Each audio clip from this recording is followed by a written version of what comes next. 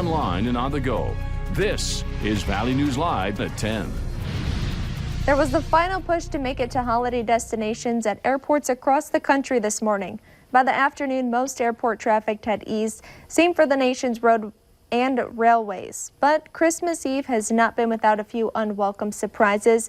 A blanket of fog shut down all flights in and out of O'Hare and Midway airports for about 2 hours. It may be quiet out here for now, but look out. The busiest travel days after Christmas are expected to collide with unpleasant weather.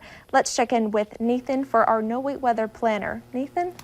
Yeah, we do have a few systems we're watching, one moving through Wednesday night and Thursday, and one looking to move through during the weekend after Christmas. So right now, though, if you're traveling out and about or have anyone who you know out and about or heading off to church, there are some reduced visibilities, especially in the Fosston area. A lot of our Minnesota neighborhoods have between 1 mile and 2 mile visibilities. We are still seeing unlimited visibility in the Northern Valley. That includes Grand Forks, but Fargo here, we're seeing those visibilities reduced to under 2 miles. So still can see in Fargo, but of course, areas of patchy, dense fog will continue through the overnight. And that's why we have a dense fog advisory in effect for the gray counties. You can see they're kind of spotty. These are determined on wind speeds and moisture content. So the James River Valley, there is a dense fog advisory there, and our southern neighborhoods also have a dense fog advisory there. And that could cause some slippery spots, that moisture freezing on cold surfaces. So of course, we'll break down, Callie, our Christmas and look ahead to that weekend snow system in a couple minutes. Definitely want to be careful when you're driving out there. Exactly. All right, thank you for that, Nathan. Caroling, cookies, Christmas movies, and PJs. The holidays are filled with traditions celebrated by family and friends. A local church has a long-time tradition of its own. It's the 49th anniversary of the Christmas Eve party at Nativity Church. Valley News Team's Courtney Lockie shows you how the church is making sure no one is spending the holiday alone. Everything. That's the word 80-year-old Kathy Sletmo used when asked what this Christmas Eve meal meant to her. It would be a very, very lonely Christmas Eve. In the season of joy, holiday greeting, and gift giving, Nativity Church is filling bellies and hearts of people like Kathy up and down the valley. I am so relieved that on Christmas Eve I don't have to cook. I can be with friends, I can be with people. She's been spending Christmas Eve here for the past 6 years. The party started nearly 50 years ago. A Devil's Lake man was inspired when he saw so many people spending the holidays alone. He had the idea that wouldn't it be nice if people here in Fargo could be gathered together in a place. So he went out to basically all the dive bars and places like that in downtown Fargo and gathered people together again and invited them here. Now every Christmas Eve, people in the valley have a place to get a warm meal, play bingo, and go home with a present. I look around and just see all the different people, and I enjoy people. It's just wonderful to see them all together and all gathered in one place, a place that you can see is decorated nicely for Christmas. And for those that couldn't make it here to the party, the church spent the morning taking meals to those in need, and they'll do the same with whatever's left over. In Fargo, Courtney Lockie, Valley News Live. If you missed the 4 o'clock Mass and party, they'll have midnight Mass tonight at 10:30. Services tomorrow morning will be at 9:15 and 11. Fargo police are searching for a 14-year-old runaway. Adam Nygaard was last seen early this morning in the 300th block of South University Drive, wearing an orange hoodie over a gray t-shirt and blue jeans. He's 5'7", 156 pounds with blue eyes and brown hair. He wasn't wearing any shoes. If you have any information about him, call police. A Fergus Falls man is wanted for a sex crime that happened for nearly 2 years. 44-year-old Nakia Troy Merritt Woodson is facing charges related to an inappropriate sexual relationship. It started August of 2017, according to court documents. The victim claimed Woodson had sex with her 50 to 100 times in a Fergus Falls home without consent.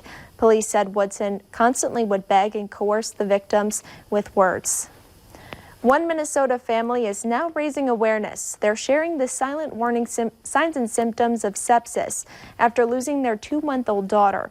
Even though she was 6 weeks early, Arabella's health wasn't much of a concern.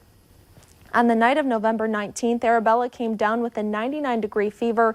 The next morning, her mom found her soaked in sweat with a fever around 103. Arabella was life-flighted to St. Cloud Hospital and found her kidneys and liver were failing. There was a laundry list of other problems, telling the parents Arabella had sepsis and her outcome looked grim. I couldn't understand how she was so fine 2 days before, and then all of a sudden she's gone, laying on this table. Arabella passed just after midnight on November 22nd. For signs and symptoms of sepsis, head to our website, valleynewslive.com, and click on this story.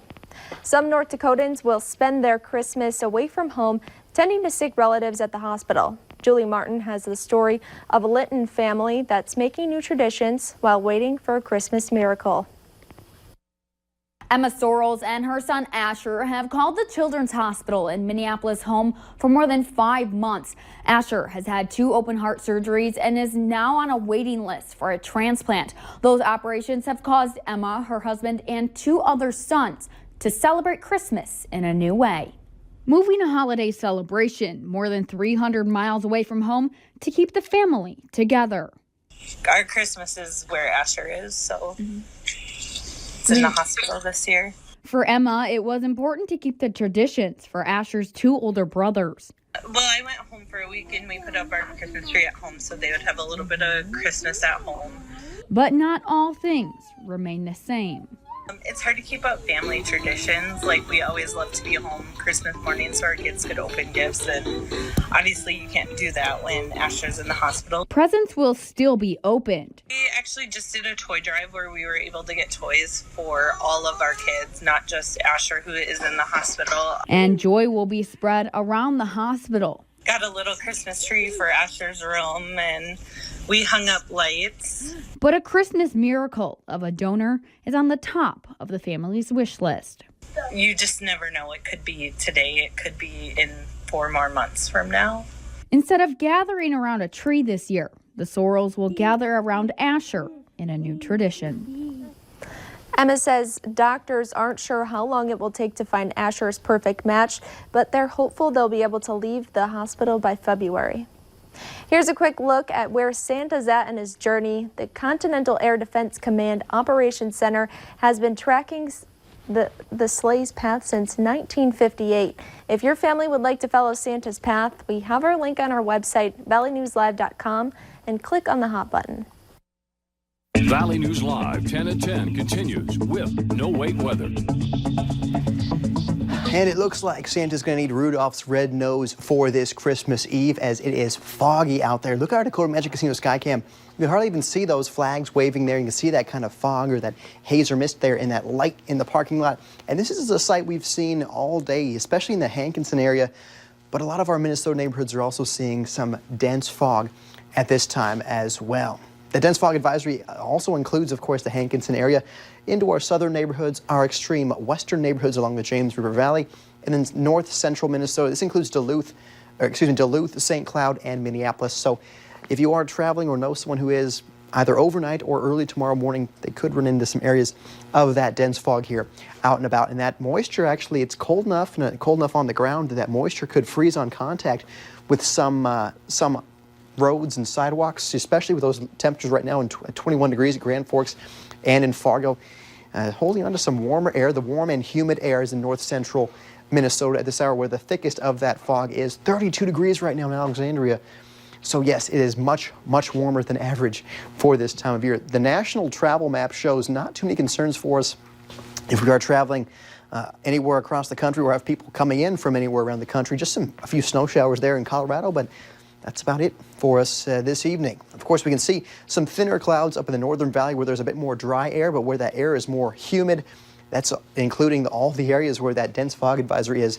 Those clouds are nice and thick, and then we do have some freezing precipitation showing up just outside our area down I-94 at this hour. Regional airports look good. We are green across the board, just some fog, of course, that some pilots may have to deal with, but delays in our region are minimal at this hour. The air by hour shows the clouds and the fog hang around overnight tonight. But look at these temperatures by 7:30 a.m. The average low for this time of year in Fargo is 3 degrees.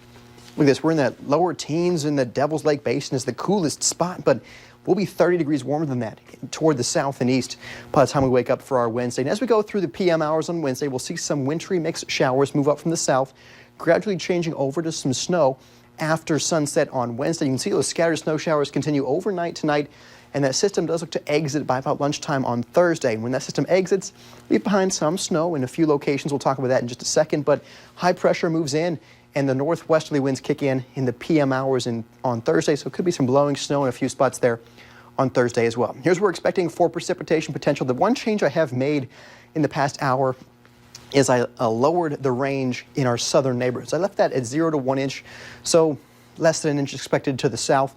But in that lighter blue area, I'm expecting 1 to 3 inches. That does include the Grand Forks area, Roseau, Thief River Falls, even in the Devil's Lake Basin. Could still be a pocket of 2 to 4 inches, mainly in northern Minnesota, but it's an isolated pocket where you'll see that heaviest of snow. Now, Friday, the day after Christmas, or Friday, I guess, things look quiet, high pressure is in. But then Saturday morning, we'll see the system moving in through Iowa, and this could bring some measurable snowfall to south central Minnesota, which does include the Minneapolis area. And this also, overnight Saturday into Sunday, could bring some snowfall to our southern and eastern neighborhoods. And so we're watching this very carefully because look at that wind. That could cause some travel implications at the Minneapolis airport for the weekend after Christmas. So that's something we're watching very carefully, and we'll of course update you on as that system gets closer and closer. Our photo of the day is Eagle Street from Audubon, Minnesota. Thanks, Farrell, for sending in the beautiful shot of some Christmas lights there on Eagle Street. Looks like a pretty good, lot of photos from this set from Farrell, so thanks so much for sending in those beautiful Christmassy photos. And then for the first day of Kwanzaa on Thursday, temperatures in the mid-20s, a bit cooler, and then we will see those that high pressure move in for Friday. So plenty of sun expected on Friday. The weekend, of course, that system that we're watching that could bring some travel difficulties to Minneapolis. That's for the weekend, and we'll watch that very carefully and update as necessary. All right, thank you so much for that, Nathan. Later on Valley News Live at 10, how millions of people across the globe are celebrating Christmas.